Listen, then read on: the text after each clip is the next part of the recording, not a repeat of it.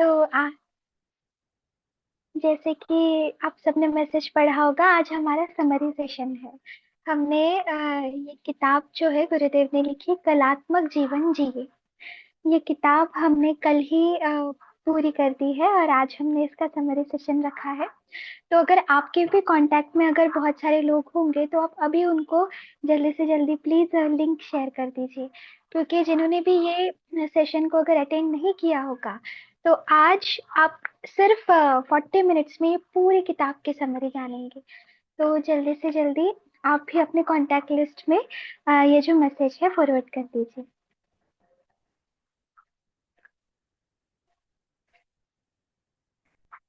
तो किताब का नाम है कलात्मक जीवन जिए। अ, इसके टाइटल से तो आप सब समझ ही रहे होंगे कि कलात्मक जीवन जीने का अर्थ क्या है, यानी कि हमें कलापूर्ण जीवन जीना चाहिए।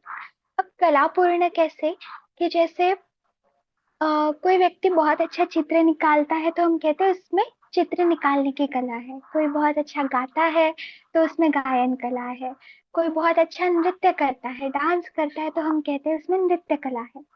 वैसे ही अगर कोई व्यक्ति अपना जो जीवन है वो पूर्ण समझदारी के साथ जीता है, संतोष के साथ जीता है और पुरुषार्थ करके जीता है, स्वयं के लिए और दूसरों के लिए भी, तो उसे हम कहेंगे कि वो कलात्मक जीवन जी रहा है।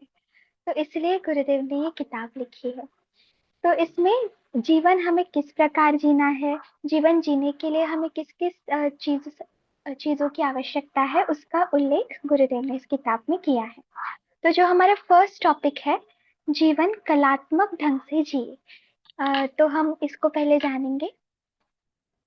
बस मुझे 1 मिनट दीजिए, मैं लिंक फॉरवर्ड करके आती हूँ। बस मुझे 1 मिनट चाहिए क्योंकि बहुत कम लोग जुड़े हैं। बस 1 मिनट।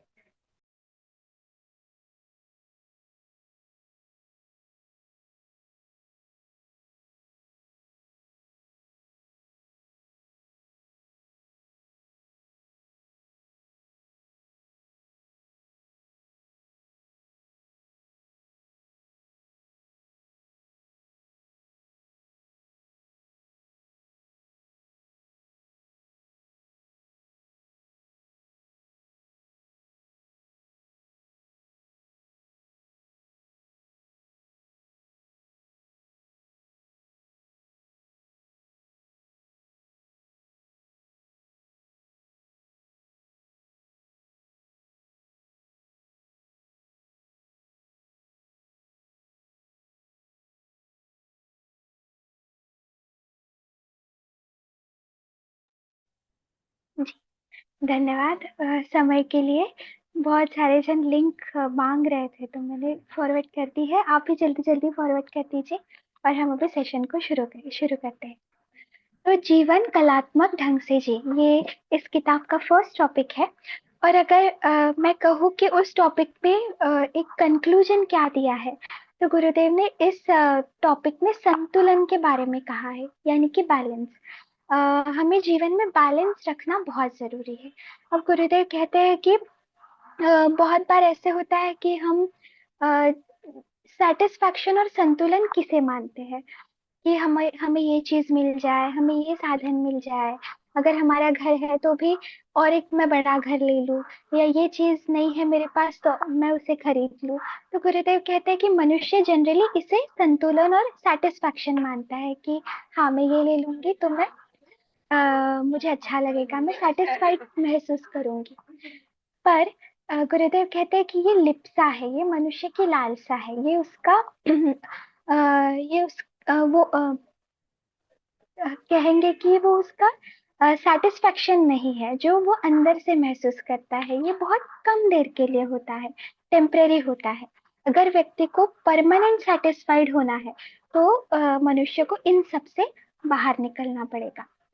तो उसमें वो कहते हैं कि जिंदगी को हर समय हम जब हंसी खुशी में बिताते हैं और हमारे पास जितने भी साधन है, पर्याप्त साधन है, जितने हमें जीवन क्रम में चल रहे हैं, अगर हम उतने साधनों के साथ अगर अपना जीवन क्रम आगे बढ़ाते हैं तो हम कलात्मक तरीके से जीवन हमारा जी रहे हैं।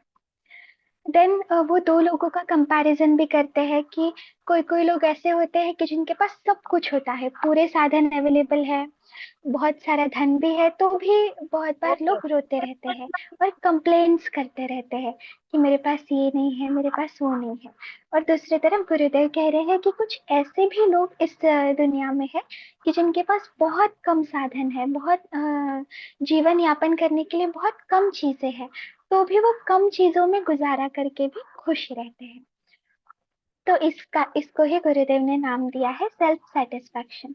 यानी कि हमें खुद के जीवन में सेटिस्फाइड होना बहुत जरूरी है। जब तक हम सेटिस्फाइड नहीं होते, तब तक हम सिर्फ मांगना अ, और छीनना पसंद करते हैं कि किसी के तरफ पास हमने वो चीज देख ली और हमारा मन सेटिस्फाइड नहीं है, तो हम क्या चाहेंगे कि वो चीज मुझे मिल जाए, मैं कैसे ना कैसे करके वो चीज ले लूं।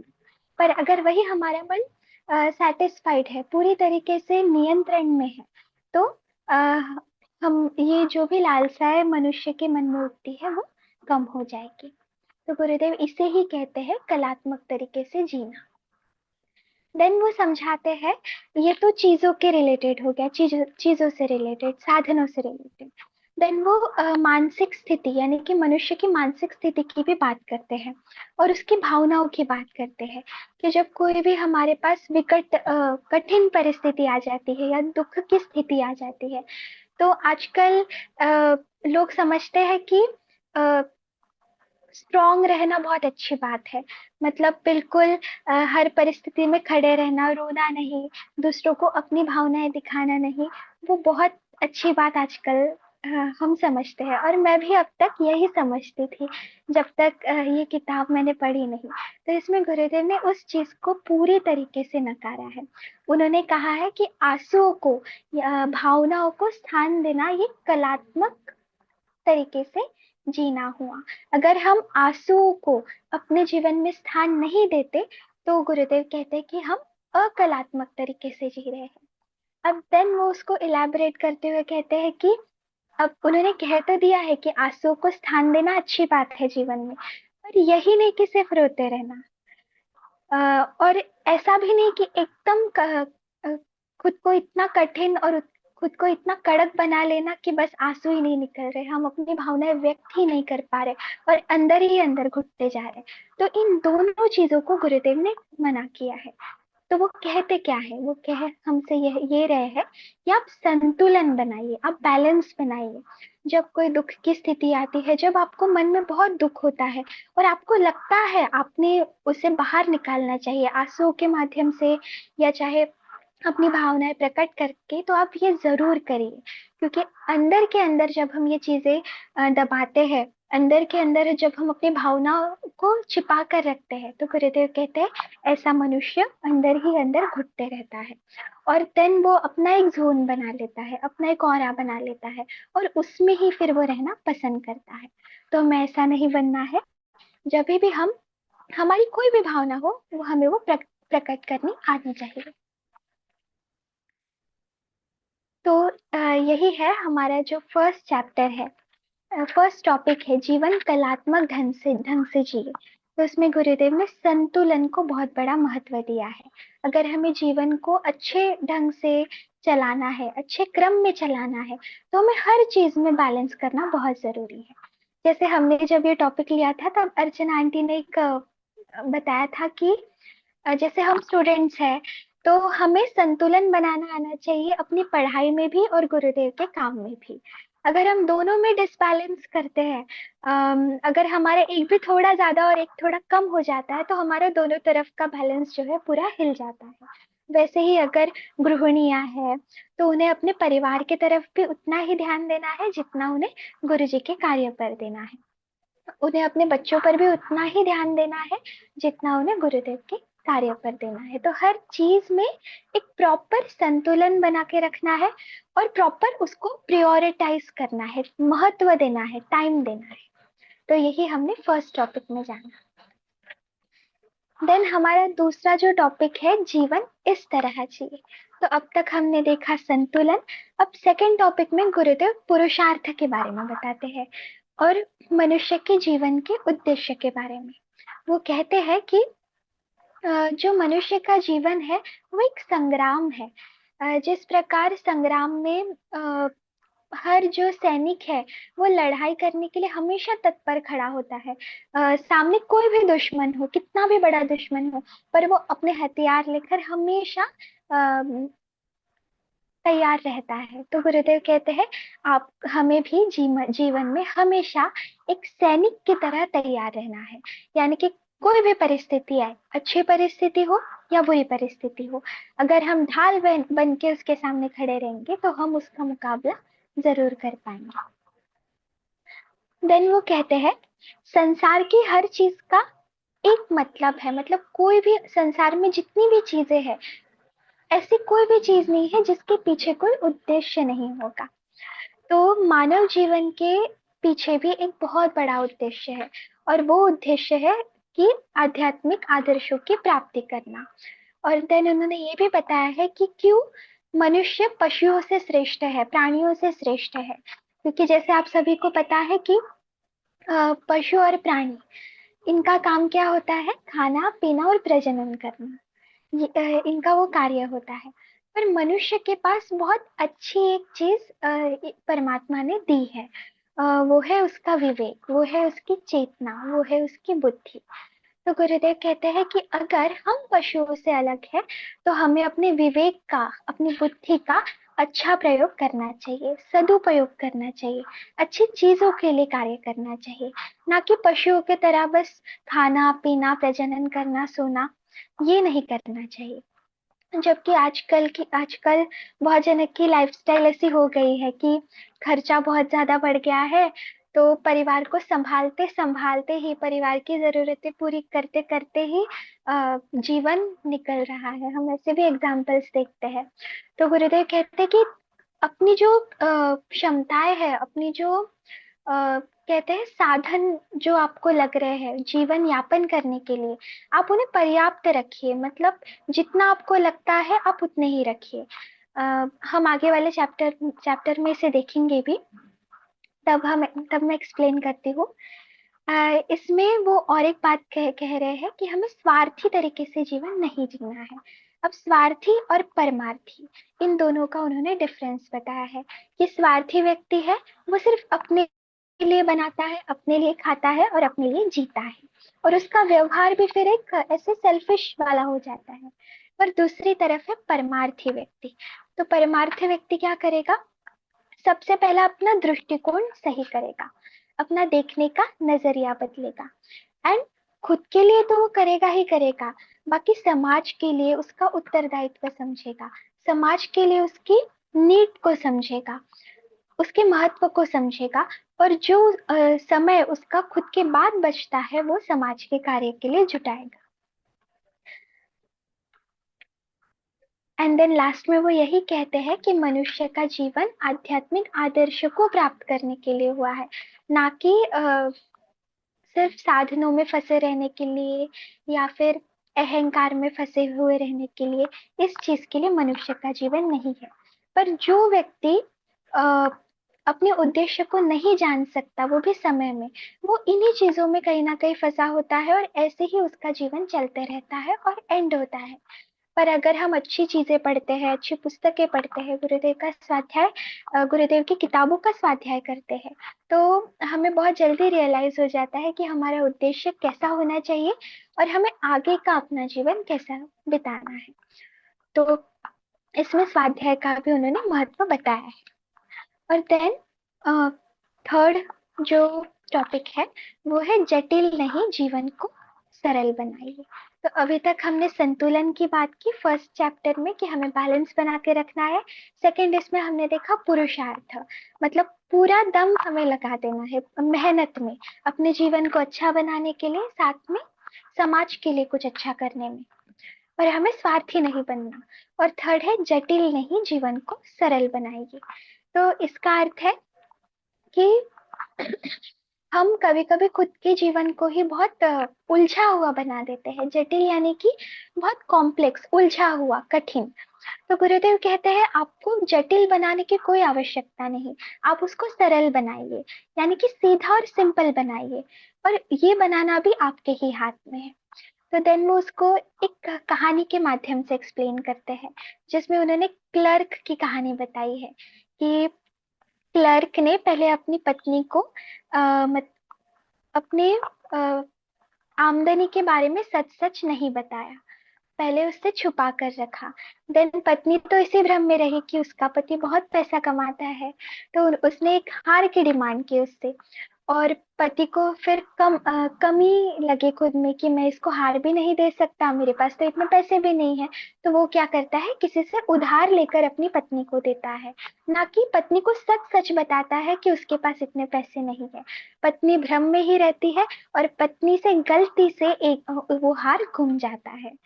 तो उस हार को चुकाने के लिए हर महीने पति की जो है पूरी आमदनी है, उसमें से जो आधी मात्रा है वो हर महीने चली जाती है। तो इससे हमें ये पता चलता है कि हमें दिखावा नहीं करना है, बनावटी चीजें नहीं दिखानी है। हम जो है जैसे है, हमें वही सामने दिखाना है। हमें यथार्थ में जीना है, वास्तविकता में जीना है।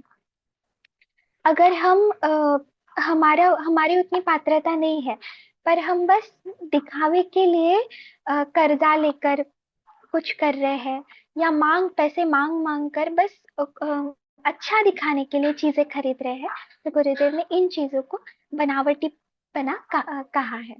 गुरुदेव कहते हैं कि अगर आप ऐसे कर रहे हो, तो आप खुद के जीवन को ही बहुत जटिल बना रहे हो, कॉम्प्लेक्स बना रहे हो, कठिन बना रहे हो। देन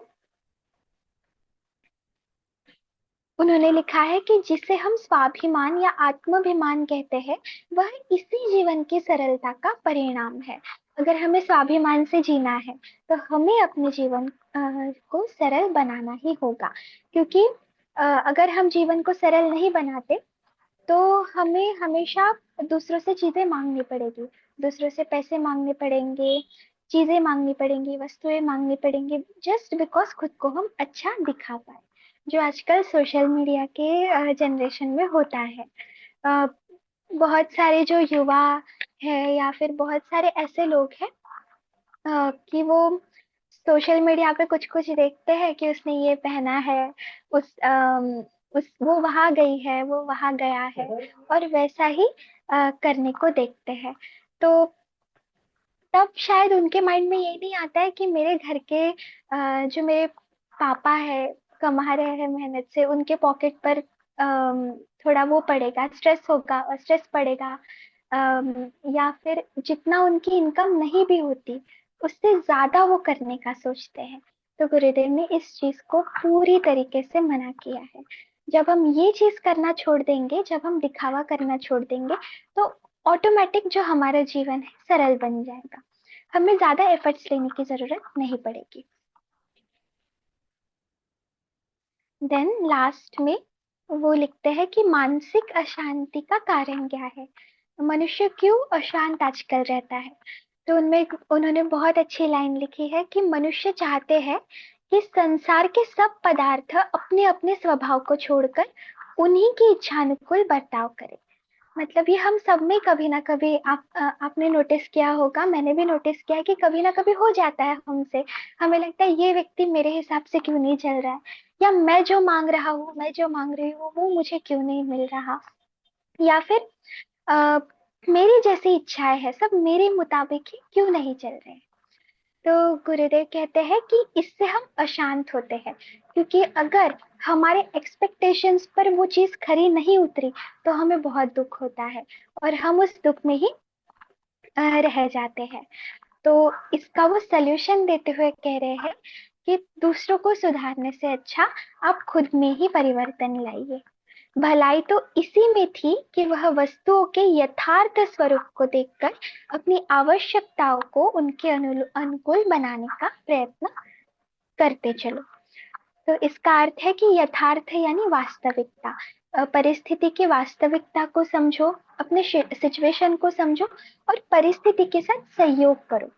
जब हम उस परिस्थिति के साथ बैलेंस करना सीख जाएंगे, तो हमारी एक्सपेक्टेशंस भी कुछ हद तक कम हो जाएगी, और कम होते होते वो खत्म हो जाएगी।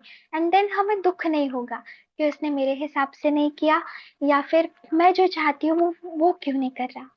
तो इससे अच्छा है कि स्वयं का हम सुधार कर ले, स्वयं को हम परिवर्तित कर ले, और परिस्थिति के साथ हम तालमेल बिठा ले। लास्ट में वो यही लिखते हैं कि हमें हर मनुष्य जो प्रत्येक वस्तु से अपना अधिकार छोड़ देता है और परिस्थितियों के साथ सहयोग करता है, तभी उसे भीतर का खोखलापन अनुभव होता है। मतलब उसको सेल्फ रियलाइजेशन होता है कि अच्छा, मैं अभी तक, जब तक मैं ये सब करती थी, जब तक मैं वस्तुओं पर हक जमाती थी, तब मेरा स्वभाव कैसा था, और तब मैं किस प्रकार से रहती थी। एंड देन उसको रियलाइजेशन होता है कि जब वो हक छोड़ देता है, तो वो एक साधारण सी नॉर्मल सी लाइफ में आ जाता है, सरल लाइफ में आ जाता है। वो खुद की लाइफ को सिंपल बना लेता है। बस इसी के साथ ये जो हमारे 3 टॉपिक है वो एंड होते हैं। अब नेक्स्ट जो क्रम है वो हमारी दीपाली दीदी करेंगे। बस 1 मिनट में मैं बता देती हूँ कि हमने फर्स्ट टॉपिक में देखा संतुलन के बारे बारे में।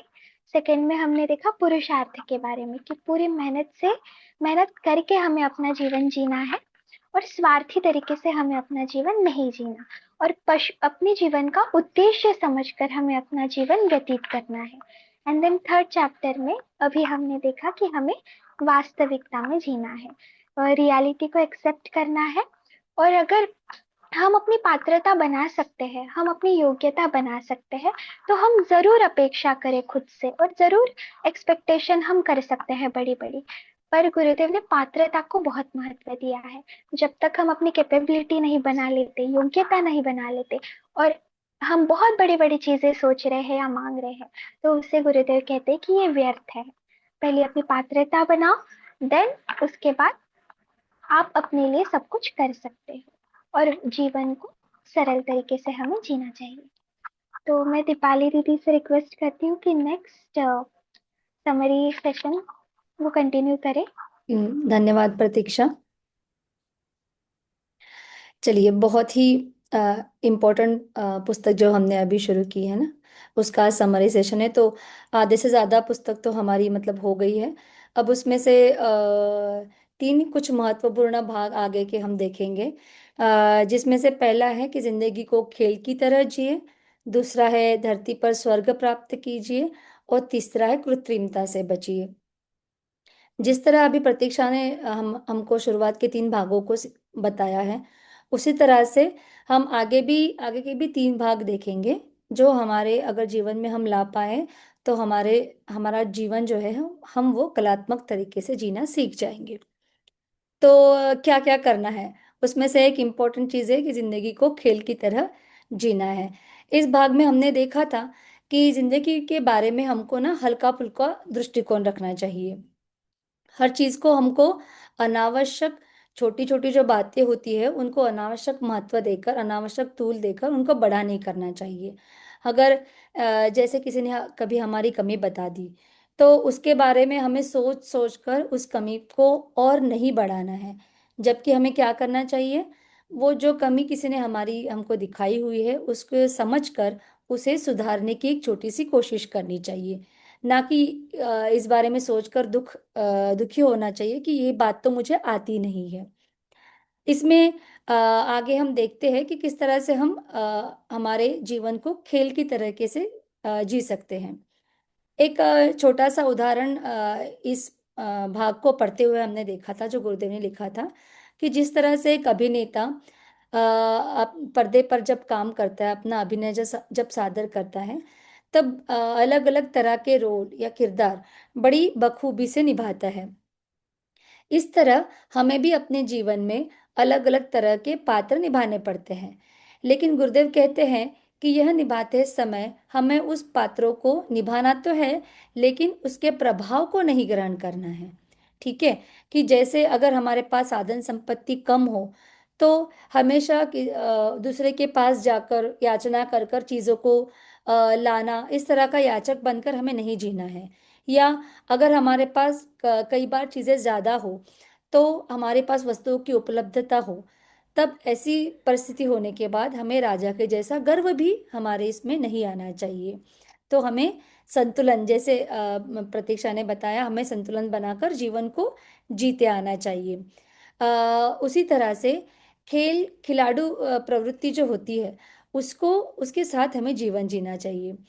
आगे गुरुदेव उसमें बताते हैं कि प्रभावशाली प्रदर्शन तो हमको करना ही है हमारे जीवन के इस खेल में, लेकिन प्रभावशाली प्रदर्शन करते हुए हमको अप्रभावशाली बने रहना है। मतलब अगर किसी ने तारीफ कर दी तो चने के पेड़ पर ना चढ़ते हुए, जैसा मैंने पिछले बार भी बताया था, ना चढ़ते हुए, और किसी ने अगर हमारी गलती निकाल दी तो बुरा भी ना मानते हुए उस बात को आगे लेकर आगे बढ़ जाना है। इसका हम छोटा सा एग्जाम्पल जो हमने देखा था ये किताब पढ़ते हुए, वह यह था कि जिस तरह से मैदान पर खिलाड़ी आते हैं, है ना, जब वो दो टीम होती है, अगर हम क्रिकेट का एग्जाम्पल दे दिया जाए, या खो खो या कबड्डी का, तो दो टीम आती है उसमें। तो जब वो मैदान पे होते हैं तब वो प्रतिस्पर्धी के तरह खेलते हैं, लेकिन जैसे ही उनकी मैच खत्म हो जाती है, उनका खेल खत्म हो जाता है, तो उसके बाहर, मैदान के बाहर, वो एक दूसरे से आपस में सामान्य तरीके से बात करते हैं।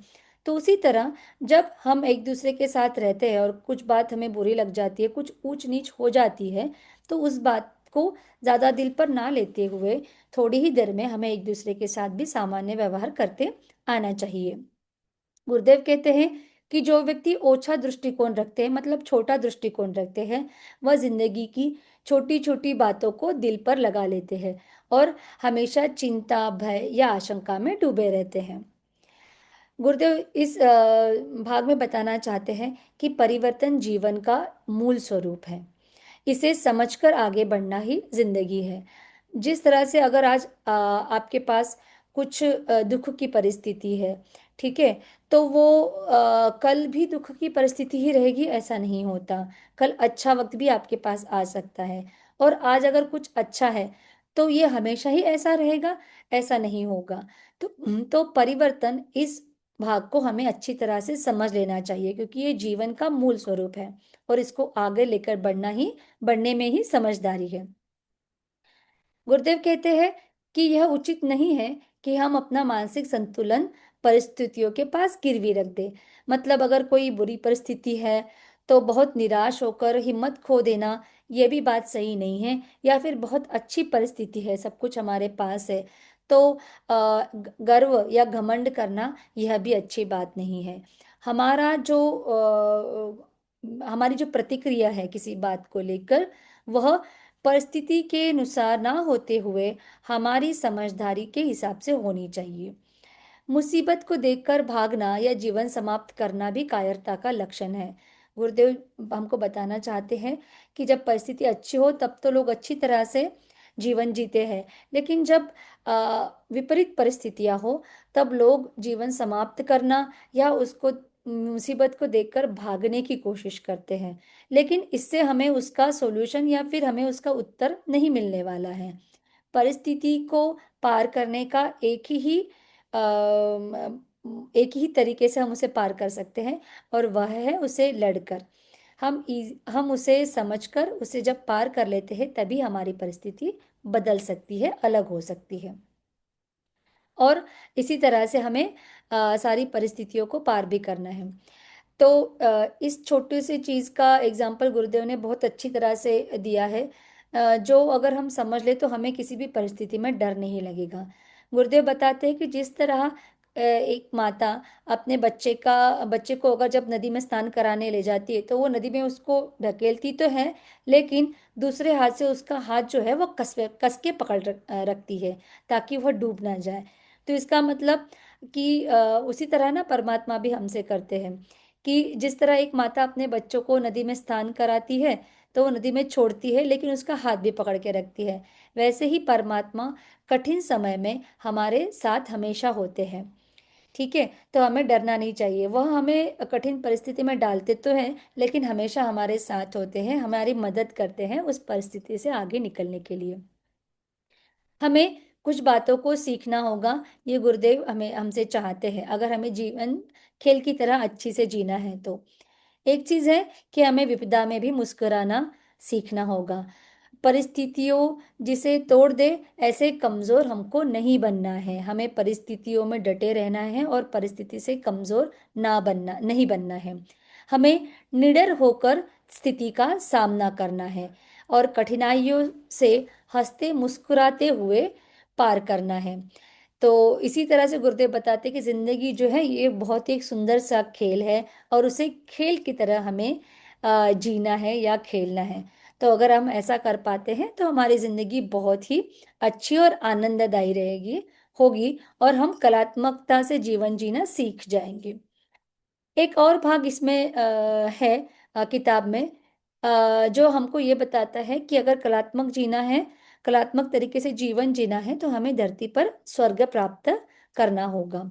जो जिस भौतिक स्वर्ग और नरक की बात हम लोग जब एक दूसरे से बात करते समय करते हैं, तो वह किसी ने देखा है प्रत्यक्ष रूप से या नहीं देखा है, ऐसा कोई प्रमाण गुरुदेव कहते हैं कि और किसी के पास, मतलब मनुष्य के पास तो नहीं है। तो जब जिस बात का प्रमाण ही हमारे पास नहीं है, उसकी आशा लेकर पूरा जीवन बिताने में कुछ भी मतलब नहीं है। तो गुरुदेव चाहते हैं कि हम किसी चीज की सिर्फ आशा में ना बैठे रहें। तो हमें क्या करना चाहिए? धरती पर स्वर्ग खोजने से अच्छा है उसे बनाने और पाने का ही प्रयत्न करें। इसका अर्थ है, इसका एक स्थूल अर्थ है कि सुख या दुख, मतलब स्वर्ग या नरक, ये हमारे लिए सुख या दुख के बराबर ही है।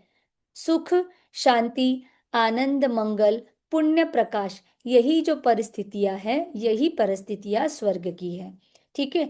धरती का स्वर्ग प्राप्त करने के लिए गुरुदेव ने कुछ सोपान हमें इस भाग में बताए हुए थे, मतलब कुछ मुख्य बिंदु जिनकी प्राप्ति के बाद हमें स्वर्ग सुख की अनुभूति हो सकती है। तो इस मुख्य सोपानों में से पहला था स्वास्थ्य। तो स्वास्थ्य बहुत ही महत्वपूर्ण है हम सबको, सबके लिए। तो किस तरह से? क्योंकि जो निरोगी अवस्था है वही हमें स्वर्गीय स्थिति के बराबर है और होनी भी चाहिए। उसके बाद परिवार। जब प्रेम और प्यार का संचार अगर हम अपने परिवार में करें तो स्वर्गीय वातावरण हम तैयार कर सकते हैं और उस वातावरण का हम अनुभूति, वातावरण की स्वयं हम अनुभूति भी कर सकते हैं। तीसरा है राष्ट्र। राष्ट्र के प्रति भी जो हमारे कर्तव्य हैं, उन सब कर्तव्यों का पालन करना, मतलब स्वर्गीय अनुभूति ही लेना है। चौथा है सार्वभौमिकता। तो गुरुदेव कहते हैं कि परिवार के बारे में सोच लिए, राष्ट्र के बारे में सोच लिए, लेकिन मानवता को भूलकर राष्ट्र के प्रति सीमित हो जाना, यह एक संकीर्णता का उदाहरण है। मानवता का दुख दूर करने के लिए जो हमसे बन पड़े, यह हमको करना है। ऐसे मानसिकता के साथ जब हम जिएंगे तो हम हमारे आजू बाजू स्वर्ग की अनुभूति कर सकेंगे और जीवन अच्छी तरह से जी सकेंगे। सबसे लास्ट वाला भाग है हमारा, वो है कृत्रिमता से बचिए। जैसे कि अभी प्रतीक्षा ने भी कहा कि दिखावे पर लोग आजकल बहुत जा रहे हैं। गुरुदेव भी चाहते हैं कि इससे हम बचें। वास्तविक स्थिति में जीना हमें सीखना पड़ेगा। बड़ा चढ़ाकर चीज बताने से या दिखाने से कृत्रिमता की भावना हम लोगों में भी बढ़ जाती है। Simple living and high thinking के हमको अनुयायी बनना होगा। सादा सादी जीवन सरणी और उच्च विचार, यह हमको हमारे जीवन में लाना होगा। दिखावटी के चक्कर में जरूरत से ज्यादा लोग व्यय करते हैं और मूलभूत चीजों को, आवश्यकताओं को अनदेखा कर देते हैं। और वह इसके बदले क्या चाहते हैं? कि औरों से ज्यादा इज्जत की भी अपेक्षा करते हैं। इसीलिए ये सब चीजें होती है कि लोग मुझे बहुत सारा भाव देंगे, बहुत इज्जत देंगे अगर मैं इन सारी चीजों का दिखावा करूंगा, तो है ना। तो ऐसा नहीं करना चाहिए। लेकिन ऐसा करने की कोशिश तो बहुत व्यक्ति करते हैं, लेकिन होता क्या है? उल्टा होता है। ज्यादातर लोग इस दिखावटी को भाप लेते हैं और सामने ही नहीं तो कम तो उस व्यक्ति के पीछे उसकी हंसी उड़ाने लगते हैं। तो दिखावा अगर बंद किया जाए तो व्यक्ति दूसरों की उपहास और कष्ट का शिकारी नहीं बनेगा। तो गुरुदेव ने बहुत ही सुंदर सुंदर चीजें हमको हमारे जीवन को अच्छी तरीके से और कलात्मक तरीके से जीने के लिए बताई है, जिसका रिकैप प्रतीक्षा दीदी ने शुरुआत का आधे पुस्तक का किया था। आधे पुस्तक का इस तरह से है कि हमें जिंदगी को खेल की तरह जीना है। हर चीज को स्पोर्टिंग लेना चाहिए, ना कि किसी चीज को बुरा लगकर दुख दर्द में बैठ जाना चाहिए। धरती पर ही स्वर्ग प्राप्त करने की कोशिश करनी चाहिए। उसके लिए क्या क्या करना चाहिए वही हमने अभी देखा था। ठीक है। और हमको कृत्रिमता से बचना चाहिए, दिखावे से बचना चाहिए। साधारण सरल जीवन जीने की पूरी कोशिश हमको करनी चाहिए। तो इस तरह से हम आपका अपना ये पुस्तक यहीं पर खत्म करते हैं, पूरा करते हैं। अभी हम एक बार शांति पाठ ले लेंगे। सब लोग आंखें बंद कर कर